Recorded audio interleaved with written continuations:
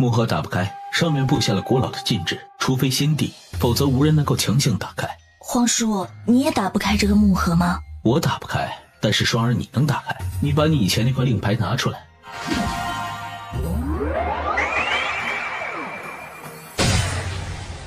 这木盒真是瑶池之物，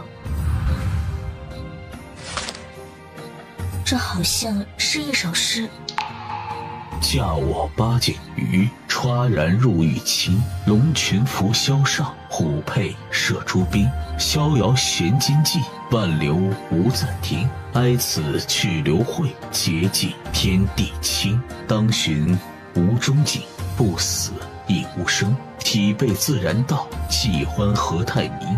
南岳拟真干，玉英耀引经。有任迷其事，虚心自受灵。佳慧降何去，相遇乐未央。这其中深意，改日再探寻吧。双儿，你将其收好。盒子里还有一样东西，这是什么？我也看不出这是何物。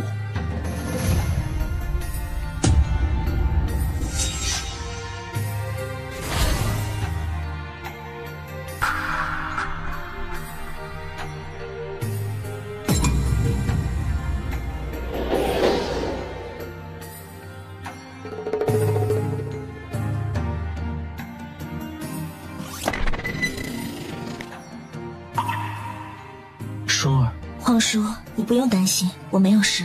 是这木签勾动了我体内的玲珑心窍，在自动运转玲珑心法。怎么都变了？娘亲，给我看看。啊！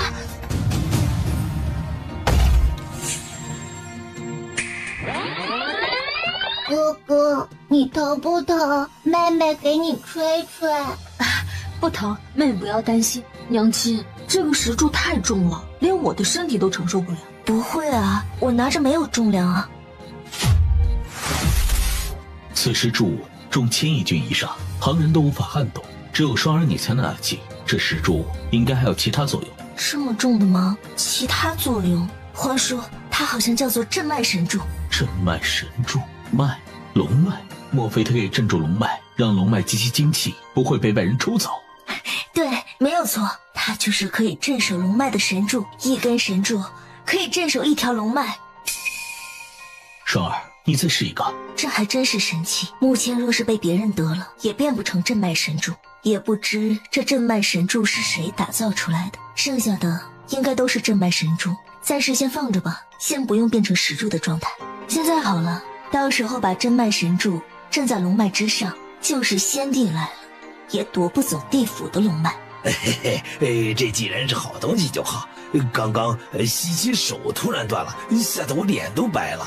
我这次下来特意带了不少愈伤的丹药，到时候我会留下仙丹给你们，以备不时之需。不用，我们用不上仙丹。我们青云剑宗在大陆已经是顶天势力，我们等闲不会受伤，根本用不上仙丹，还是你们自己留着吧。仙丹是我娘亲自己炼制的，她现在已经是3品仙丹师了，所以掌门爷爷、药爷爷，你们放心大胆的拿着吧。是呀，是呀。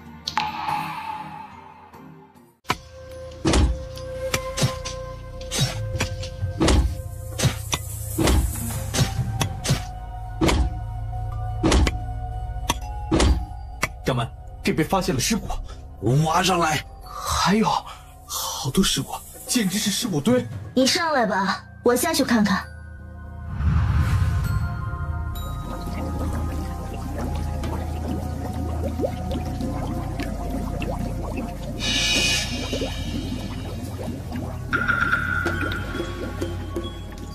致命伤在脑部，他们的法宝已经不见了，光凭俯视无法分辨出什么。退后，双儿。师上。尘归尘，土归土，我遥指地摧微转世，莫再执着。这个有些熟悉的声音，是西王母的声音，这是怎么回事？他们是曾经的瑶池弟子，成了师上。西王母给双儿你的山牌中应该留有西王母的神识印记，感应到瑶池弟子的魂魄后，让他们重新去投胎转世了。看来这里应该真的是曾经的昆仑圣地了。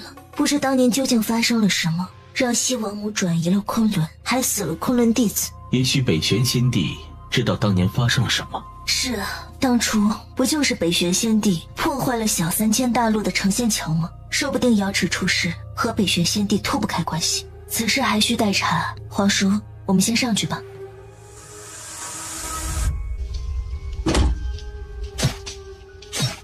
师傅，你让弟子们把这些尸骨都挖出来埋了吧，几个娇小的女子和其他人分开埋葬。无双，你放心，我会派弟子们处理好的，有什么情况再来告诉你。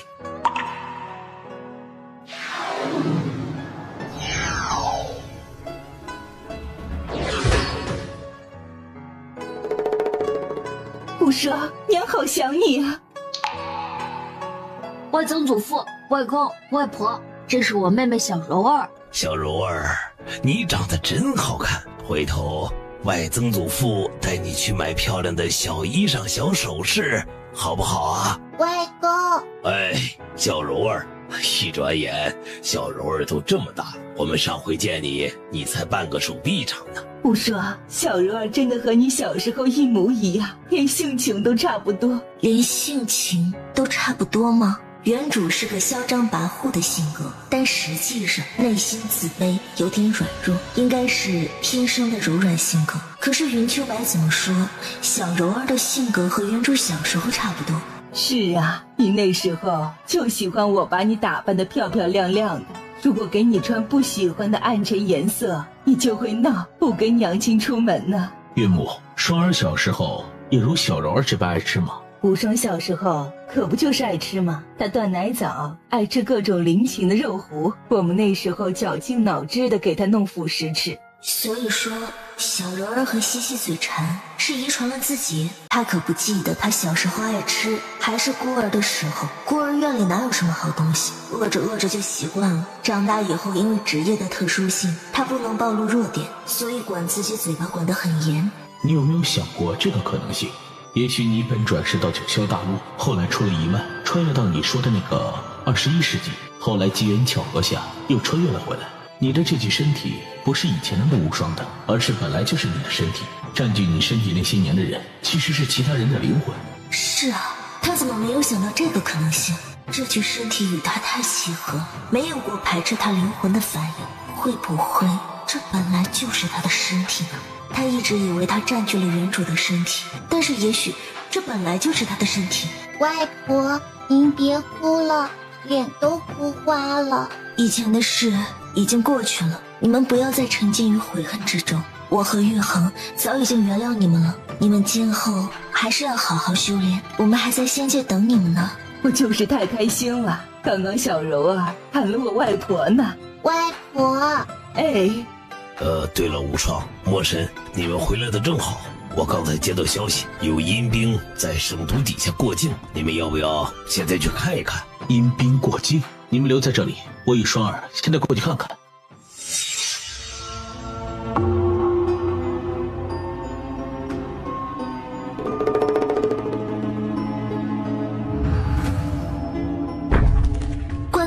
棺材里有一张羊皮纸。双儿，看见没？那里可有阵法，是一个小型传送阵，很古老了。走，我们跟进去看看，这棺材要被传送到什么地方。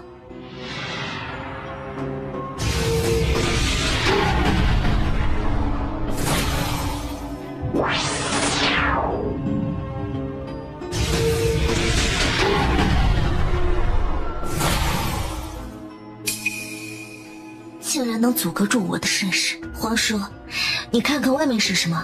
这里是深海，这里竟然有一座宫殿，如此大费周章的建筑这般华丽的宫殿，究竟是何人所为？为什么阴兵会将黑棺传送到这附近呢？会不会进去看看吧？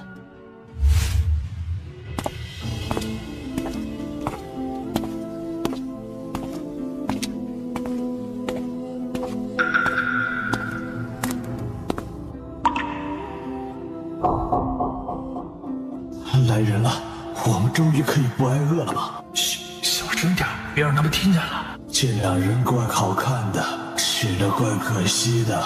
不吃怎么行？再不吃东西，我们就饿升天了。老马，我们不能仁慈了。他好像在看我，阿爸，我好害怕呀。你太没出息了！别忘了我们是什么身份，正常人是看不到我们的，只有死人才看得见我们。我还是害怕，我从来没有吃过人嘛。我已经记不清我们有多久没吃东西了，再不吃我们就真的要饿死了。那我来吃那个女子吧。他的肉看起来香一点，好咬一点。那个男的皮糙肉厚，我牙口不好，肯定咬不动。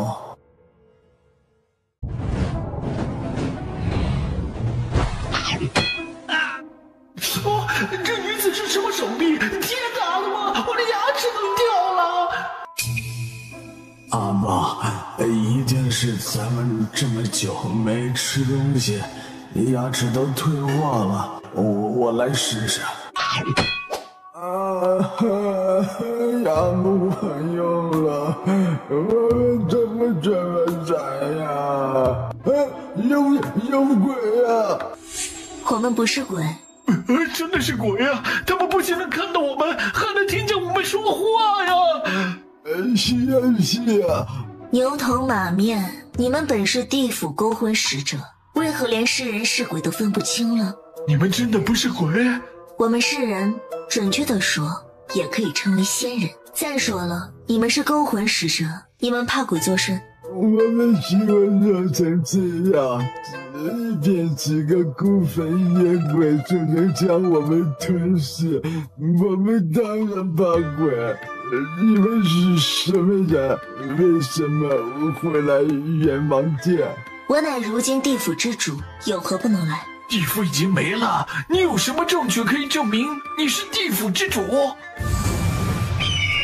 老马，这就是传说中的九头鸟吗？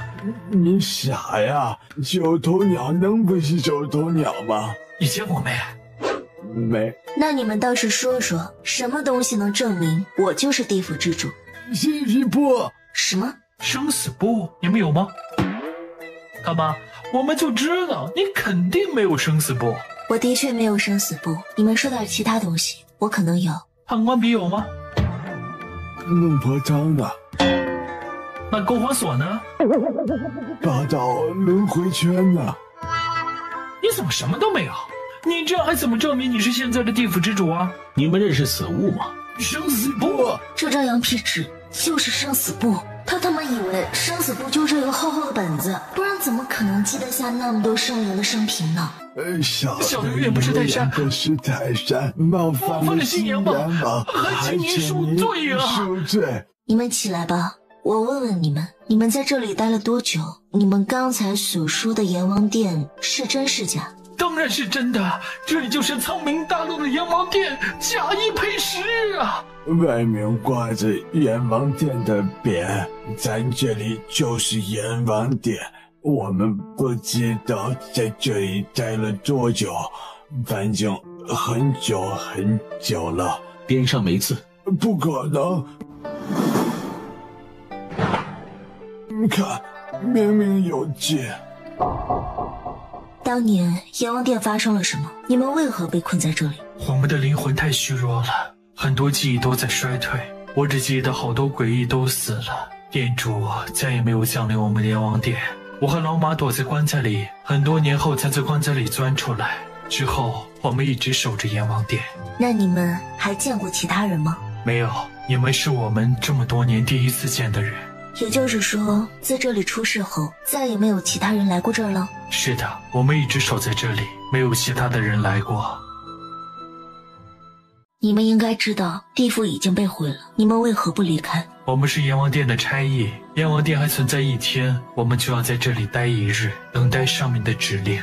我们的任务是勾人魂魄，只要一声令下，我们就要去阳间将人魂魄收归地府。冥王掌管天下生灵的生死，其法力是让生死簿成为世间至宝。只要写上人名及其生辰八字，生死簿上就会出现此人的生平事迹，无论大小，只需判官笔轻轻一勾，此人魂魄就会分离身体，阳寿全逝。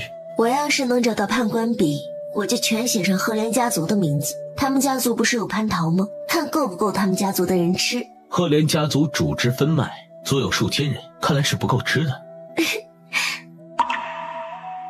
既然冥王这么强大，为什么不用生死簿除掉北玄先帝、清香先帝呢？先帝气运滔天，而且身负功德，生死簿只对恶人起效，对先帝这样的人可没用。身负功德，成为先帝需要耗费很大的气运，除此之外还需要族人的支持。千星先帝是妖修，他没有离开妖界，就是因为功德二字。在妖界，千星先帝声望很高，原因在于他为妖界妖修做过很多好事，如此一来，他便能得到妖族的功德。而北玄先帝也是如此，在未成为先帝之时，为魔界做了很多实事。功德高，所以生死簿上写不了他们的名字吗？是的。喂，你们该吃什么才能没有这么弱鸡啊？什么都行，烧点儿鸡鸭鱼肉给我们更好了。老马，你把牙齿快点长好吧，再说话透风就要把他口音带歪了。你们跟我回仙界吧，以后你们就听令于我。地府还没有重建之前，你们先休养生息。可是您现在是地府的主人，我们自然听令于您，但是我们根本就去不了仙界啊。这你们不用担心，我说了带你们去仙界，自然有办法。说而不必气馁，判官笔虽然与普通毛笔一样，但是它最大的特征就是它无需墨水便能写字作画。我们派人暗中寻找，也许能找到判官笔的下落。我倒是没有气馁，就是感觉我到现在对地府还是一知半解。但是我越了解越心惊，心中对冥王弟弟就越发的敬佩。你也能成为这样的人？你对我太自信了，其实我也还是一头雾水，而且西王母的道统都还没有完全领悟。我感觉我尖子上的担啊越来越重了。说而莫及，等去引界一趟，也许许多谜团就会迎刃而解。好，我们处理完一些事就去找引荐，我一定要找回那些消失的记忆。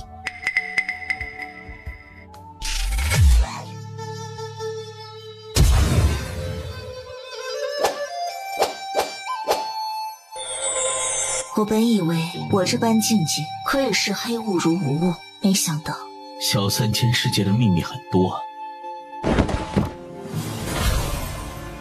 原来刚才黑官突然打开盖子，就是让他们离开。但是为什么会将他们传送到妖族禁地来呢？这其中和地府有什么联系吗？皇叔，我们走吧。等解决了仙界的事儿，我们再分出心神来探究妖族禁地的事情。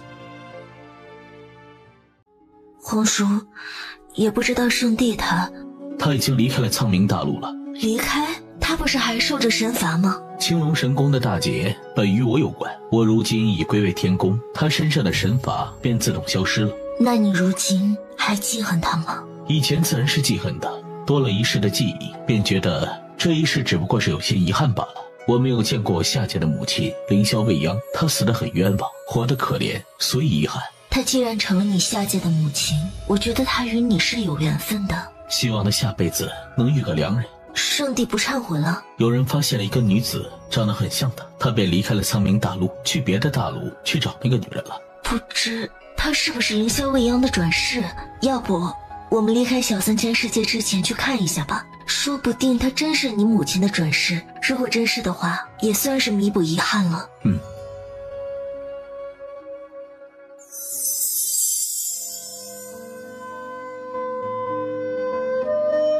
无双，你回来了，你快过来看看，我们挖出了一个棺材。娘，是黑棺，我们以前做过的。黑棺里有东西，我们担心里面有尸体，没有打开，等你们回来。带我去看看吧。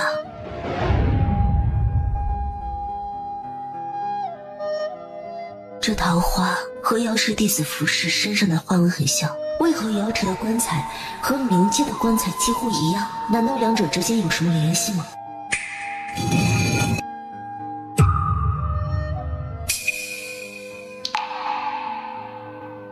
瑶池长老云若，尘归尘，土归土，我瑶池弟子归零转世，莫再执着。这些弟子还在执着着什么？为什么一直不肯转世？让弟子们找个风水宝地，将这黑棺好好埋了吧。放心吧。娘亲，爹爹呢？你爹爹很快就过来了。你在这里玩得开心吗？开心，这里很好玩。来了个满头白发的中年男人，虽然能看得出他年轻时候长得还行，不过也不看看他现在的样子，居然癞蛤蟆想吃天鹅肉，给肖想唐小姐，结果呀，直接被唐家下人给轰了出。哎，你们说可笑不可笑？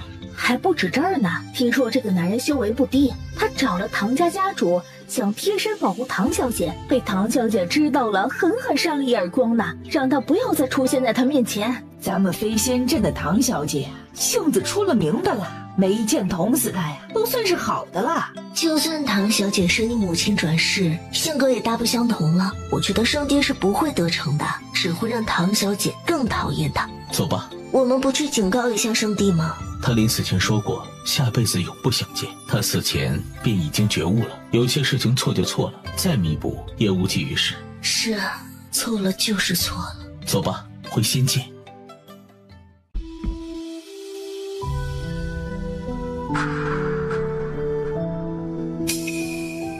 皇叔，你回去看看吧，这不是小事，必须得弄清楚太上长老的死因，看是不是你们天宫的仇敌所为，还是其他原因。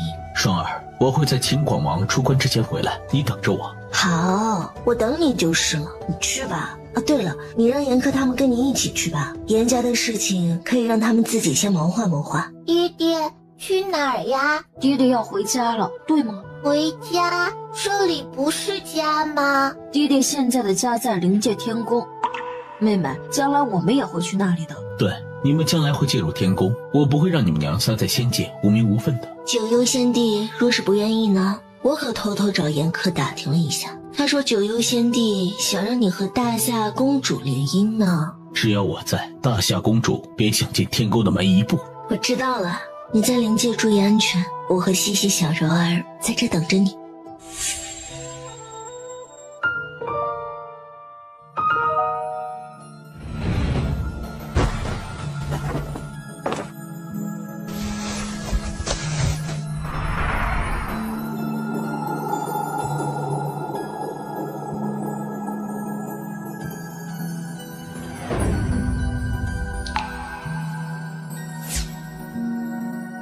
这么快就过去3个月了吗？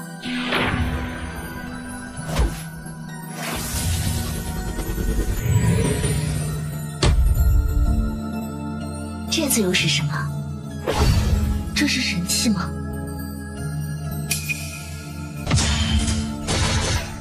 皇叔说，曾有先皇对塔船出手，却没有伤塔船分毫。他的这把扇子竟然有这般威力吗？没想到这一次得到的宝物这般厉害。这把青扇叫什么名字？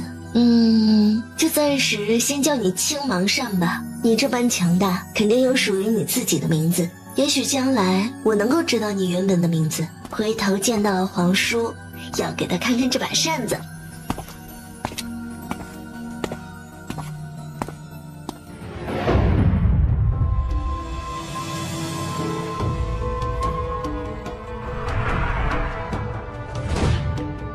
师妹，小师妹。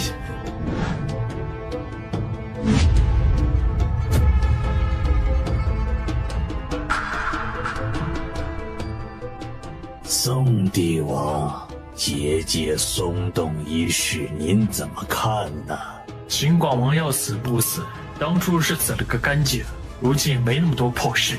秦广王毕竟曾经是仙尊巅峰境界的人物，只差一步就能晋升到仙帝级别。当年能与灵天弟子并肩之人，曾经气运滔天，瘦死的骆驼比马大。他那边有些动静也是正常，不过我倒觉得他不过是回光返照罢了。天子王也觉得秦广王他要不行了。秦广王当年伤得那么重，几乎九死一生。当年说出4个甲子会出关的话，不过是为了震慑我的。现在结界松动，应该是秦广王在里面出了问题。哈哈哈哈！老子等这一天等得太长时间了。秦广王一死，这冥界就是我们的天下。那个叫穆无双的女鬼，在鬼修城里嚣张了这么久，我们也该联手杀死她跟她的手下了。对，早该杀了那个臭娘们了。转轮王，不如我们现在就去杀了那个臭娘们。秦广王现在是泥菩萨过江，自身难保。杀了那臭娘们，冥界还能安宁些。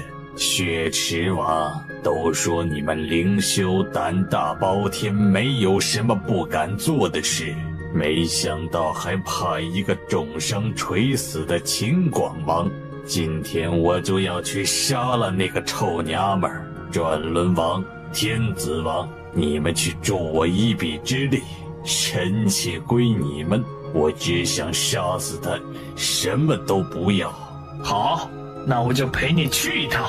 也好，卞城王现在正守在第一殿边上，无暇分心，倒是这个杀死那女鬼修的好机会。等解决女鬼修，下一个就是卞城王。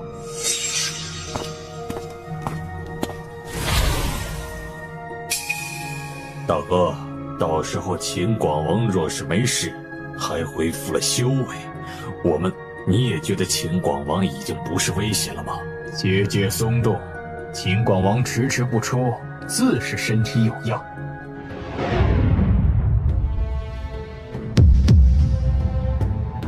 走火入魔？怎么会突然走火入魔？以前的秦广王的确是天之骄子，但是后来冥界发生巨变，冥王陨落，冥界公主身死，他为了保护冥界身受重伤，还有7位师弟先后陨落。如此巨变之下，怎么能不产生心魔？无双，你赶紧去看看吧，心魔可不是小事儿，还有其他几个外来的店主一直虎视眈眈。一定要去掉秦广王的心魔，否则将来也是一件麻烦事。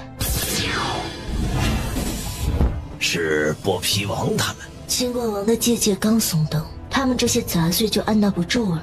正好姑奶奶我几个月没杀人，这剑都要生锈了。无双还敢出来丢人现眼，明年的今日就是你的忌日。明年的今天确实是忌日，不过却是你们的忌日。今天我就要送你们3个人上西天。口气不小，你不过是仙王初期，谁给你的胆量？以本店主看，也不过是自己壮胆罢了。卞城王现在分不开身，本店主今日倒要看看谁能救得了你。你们的如意算盘打得不错，不过你们低估了姑奶奶的实力。姑奶奶早就想杀了你们几个杂碎，今日你们送上门来找死，姑奶奶岂有不成全你们的道理？你这个女鬼修就是牙尖嘴利而已，几月之前她才是仙王初期，你不要被她的虚张声势给哄骗住了。这女人能成为鬼修城之主，靠的就是这张会唬人的嘴。你2人弃暗投明还来得及，何必跟着那个女鬼修呢？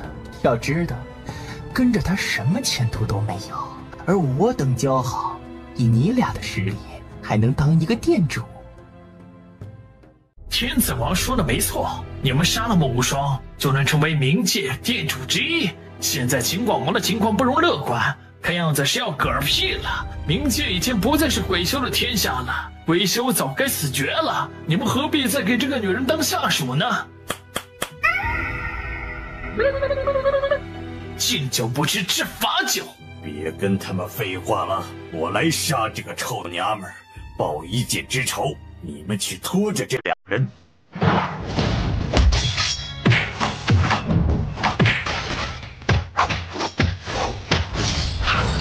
报一箭之仇，姑奶奶今日不用生气，也能要你的小命。大言不惭，那就睁大你的狗眼，好好看看吧。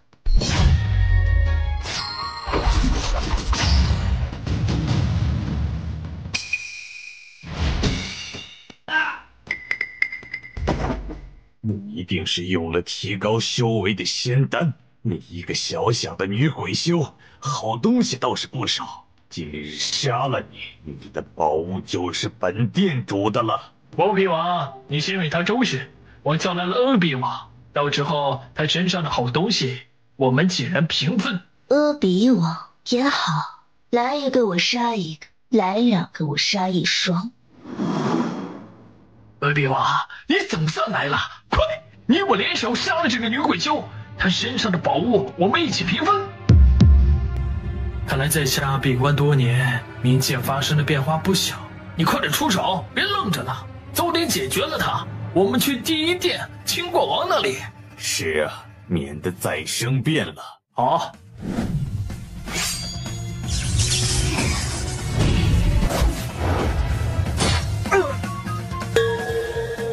阿比王，你这是什么意思？有本座在，冥界的鬼修还轮不到你们欺负。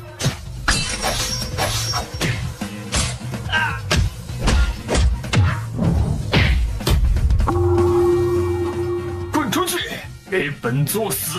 阿比王这是怎么回事？娘亲，他的体内有2个灵魂，2个灵魂，多少？去死吧！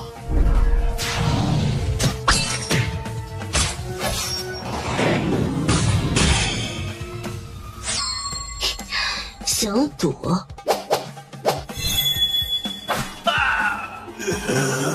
不要杀我！不要杀我！拜拜了您呢！杀了他们吧。是，周末。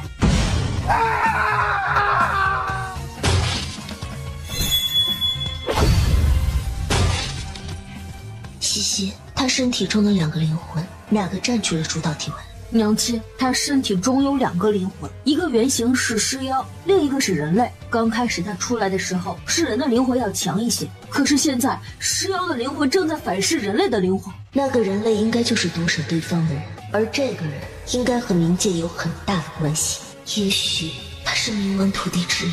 西西，过来，我将神药精气提炼出来，你把神药精气引入这个人的神魂之中，注意，千万不要弄错了。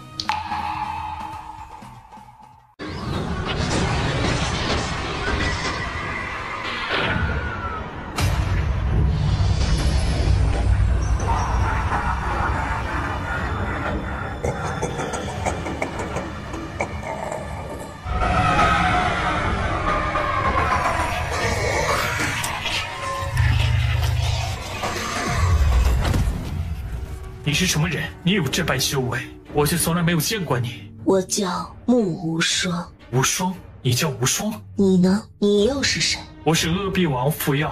还好就对了，冥王爹爹的徒弟多一个活了下来。你叫什么名字？龙墨生是你的什么人？我叫龙玄熙，龙墨生是我爹。八师伯，你说什么？你是龙墨生的儿子？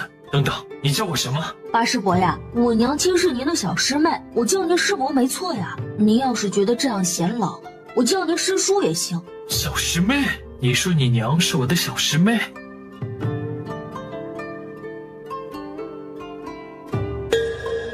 小师妹，你真的是小师妹吧？是我，师兄。小师妹，是师兄们没有保护好你，让你被几个先帝打得魂飞魄散，受尽了苦楚。你回来就好了，回来就好。师兄一定要好好保护你，再也不让你受伤了。师兄，以后我们会越来越好，冥界的耻辱我会加倍奉还回去。你好好修炼，无需担心我。师妹，不要有太大的负担，待我和其他几个师兄找到时候我们一同前去学前耻。小师妹，你只需要待在冥界就行。其他几个师兄，难道他们也？对，只要我们神魂不灭，就能存在于仙界。我们学会了轮回之法，回归冥界的时间只是时间原因，只不过若要轮回转世，需要花费很长的时间。我想，其他几位师兄应该也和我一样，夺舍了其他几位的躯体，有朝一日回归冥界。小师妹，你不用担心，师兄们不会夺舍好人，只会夺舍作恶之徒，他们都是顶天立地的男人。小师妹，这孩子真的是你和灵天弟子的吗？是，我与陌生转世为人，重新相知相爱，成为了夫妻。我们不仅有西西这个儿子，还生下了一个女儿。不过师妹下次再让小丫头出来见师兄你吧。我们现在要赶去大师兄那儿了。九师兄说大师兄走火入魔了。走火入魔？走，小师妹，我们快去第一殿。那假的宋帝王和血池王可不是什么善茬儿，肯定会趁机对大师兄出手的。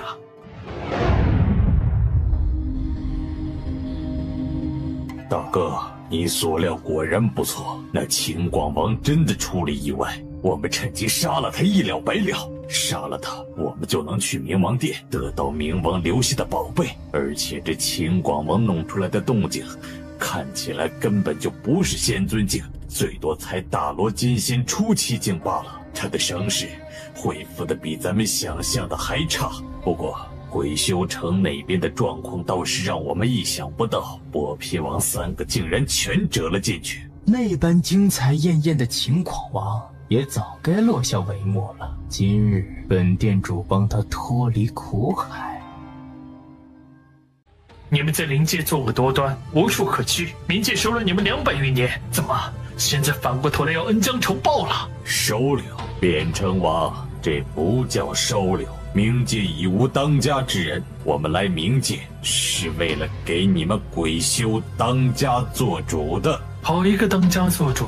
本座大师兄还没出世呢，你们这就迫不及待地露出狼子野心了。变成王，你若是识相，就老老实实的让开，我们只是来帮秦广王解脱的。你若是阻挠，我们也不会手下留情了。你们想要伤害大师兄，还得看本座答不答应。变成王不愧是冥王弟子，短短数月竟长了不少修为。大哥，我们先除掉变成王，再去解决秦广王。反正秦广王还在走火入魔之中，说不定还会死在他的心魔之下。八师兄，什么？原来冥王的弟子也会行夺舍这种见不得光的事。夺舍没什么见不得光的，本座夺舍的就是要顶替本座殒旨的恶人，死有余辜。倒是这位假宋帝王血池王，你们不好好的在灵界待着，来我冥界撒野，真当我冥界无人？哼，你这话说的也太难听了。冥王都死了那么多年了，冥界早非昔日。你以为你现在还能和以前比？我劝你们审时度势一点，否则只会死得很难看。这回我会把你们打得魂飞魄散，连夺舍的机会都不会留给你们。你这家伙哪来那么多废话？到现在你们还没有认清眼下的形势吗？你就是那个女鬼修木无双了，果然胆大包天，竟敢对本店主这么说话。戴着面纱做什么？难道长得太丑了，见不得人？我们过来只想取秦广王的性命，送他一程解脱，与你们不相干。你们若是阻挠，那就别怪我等心狠手辣了。本店主的大哥宋帝王已经接触到了仙尊的门槛，你们几个便是联起手来，也不是我大哥的对手。是吗？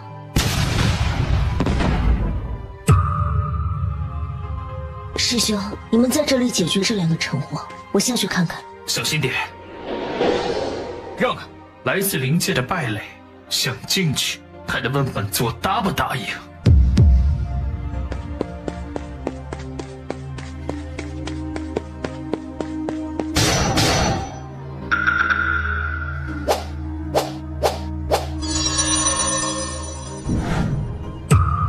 不，秦广王，住手！大师兄，快住手！我是无双，我是小师妹，你快给我开门！小师妹，小师妹你在哪儿？我在这儿，我就在门的外面，你快给我开门啊！小师妹，都是大师兄没有保护好你，大师兄这就来见你和师尊。大师兄，不要做傻事，我没有死，我真的没有死，真的，你快睁开眼睛好好看看，我就在门外。大师兄，你现在还在心魔当中，你不要自责，我还好好的活着，你只需要从心魔中走出来，你就能看到我了。小师妹，你真的还活着？你不怪大师兄吗？是，我还活着，我不怪你。如果你不保护好自己，不保护好冥界，我才会怪你。所以你快点走出心魔，你别忘了，你还要保护冥界呢。冥界都快要被外来者占领了，大师兄，你还不出来看看吗？外来者都该死！大师兄，快开门！你的伤势加重了，我帮你疗伤。小师妹，小师妹啊，小师妹，没有心魔，你的声音都在我的脑中盘旋不去，这样也好，这样你就能永远陪伴着大师兄了。大师兄，不是幻听，我真的在你的门外，你快开门！小师妹，是我，大师兄。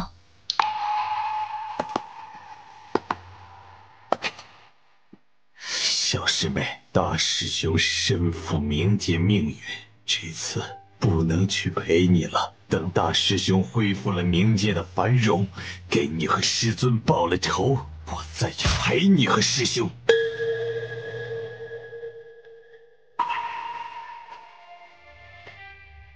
小师妹，为了见你，这心魔师兄一直不愿去除。今日为了冥界，师兄只能对你痛下杀手了。你别恨我。谁？大师兄，我不是心魔，我是无双，是你真真切切的小师妹。可小师妹已经没了，你别骗我。我是死了，可是我转世投胎，重新修炼，又回到冥界了。你若不信，那我将冥王爹爹的轮回镜拿给你看。小师妹，真的是你？是我，大师兄。小师妹还活着，小师妹没有魂飞魄散，没有神魂俱灭，她转世投胎又回到冥界了。师尊，你放心，从今往后，徒弟绝对不会让小师妹再受到半点伤害。师兄，刚刚没有误伤你吧？没有，有些话我们等会儿再说。你伤势太严重，刚才又走火入魔了，必须马上疗伤。你坐下，我帮你疗伤。小师妹哪里来的神药？这神药珍贵万分，别浪费在师兄的身上。我有几百株神药呢。说起来，神药在我这还真不珍贵。大师兄若是能养好伤势，便是将这些神药全部用了，我也不觉得惋惜。外面的情况不妙，没想到那假的宋帝王竟然真的有点本事。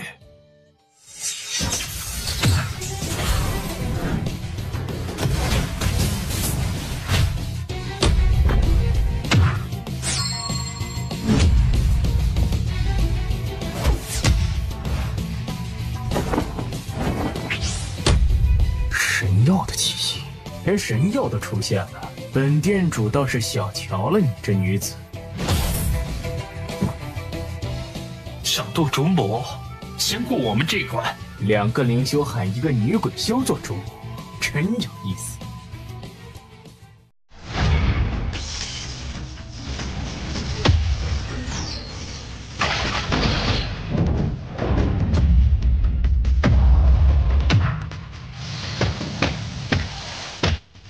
怎么可能？他怎么可能恢复仙尊境界？冥界的气源不早就消失了吗？本座让你们走了吗？冥界公主，看来你认得我，大师兄。这个人交给你，那个血池王就交给我吧。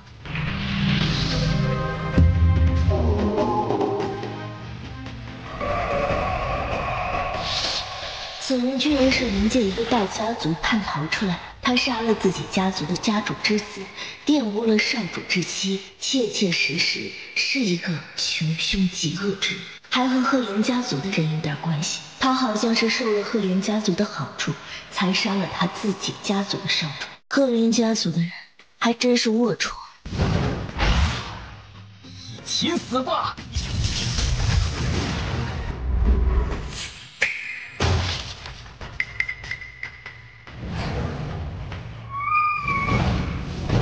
九头鸟，大师兄，这不是以前的九头鸟了，它是再生的九头鸟。小师妹，你的小九头鸟可比以前的九头鸟有个性多了。小师妹，我感觉你变了不少。我现在其实只知道自己的身份，但以前的记忆我一点都不记得。都不记得了吗？都不记得。原来小师妹已经不记得前世的记忆了，难怪小师妹的性格和以前有点变化。没关系，即使没有以前的记忆，你也依然是我们最宠爱的小师妹，是冥界呼风唤雨的无双公主。谢谢大师兄，你恢复到了仙尊修为，将来谁也不敢对冥界有什么企图了。冥界的气运也会渐渐恢复，有朝一日，大师兄定能成为冥界的先帝。以后那些宵小之辈，恐怕再也不敢小看冥界。小师妹，这些年你都经历了什么？又是如何发现自己的身份的？说给大师兄听听如何？我也不知道我是如何转世投胎的。我的记忆从我几岁的时候才开始有。我生活在一个名为地球的星球，那里没人修炼，我在那是个孤儿，生活了20多年。后来出了意外，生死之时，灵魂穿越到了小3000世界的九霄大陆。我现在这具身体身上，也许我本来就转世到了九霄大陆。这具身体本就是我的，身体与我的灵魂极为契合，没有半点排斥。之后我便开始修炼，到了仙界之后，我被仙界接引使传送到了冥界，我开始修炼鬼修功法。后来我被九头鸟认主，便隐约知道了我的身份。后来我又得到了冥王爹爹的御剑，确定了自己的身份。小师妹，你之前本是灵秀，要传送应该也是灵界，为何会被传送到冥界呀？那个仙界接引使收人好处，故意将我传送到了冥界。到底是何人针对你？是灵界天宫的韶华圣女，我已经准备过去灵界找她算一笔账。天宫大师兄，其实在小3000世界，我便已经成婚生子。什么？他是什么人？他是朱某。娘亲，师伯们好。师伯？大师兄，这是我和龙墨山的儿子，他叫龙玄熙。怎么会？你已经投胎转世，失去记忆。龙墨山也转世投胎，我们在九霄大陆相遇，然后相知相爱，结为夫妇，生下了一子一女。大师兄，我与他冥冥之中便是一对，即使是我们都没有了前世记忆，我们依然能够再次相爱。我希望这一次我能与他相守一辈子。师兄们定会实现你的愿望，你想和他相守一辈子，师兄们就帮你扫除一切障碍，以前的悲剧不会发生第二次。大师兄，前世的记忆我不记得，如果我有亏欠你的，还希望你能原谅我。你没有亏欠我，当初的婚约是师尊定下的，那时你还年少不知事，不知情滋味，我答应下婚事，算是投机取巧，又岂能怪你？大师兄，周某，主子有话传给你。容易这是故意的吧？皇叔也是故意的吧？他有什么话要传给我？师兄，不好意思，我夫君可能有什么事，我们去旁边说一下。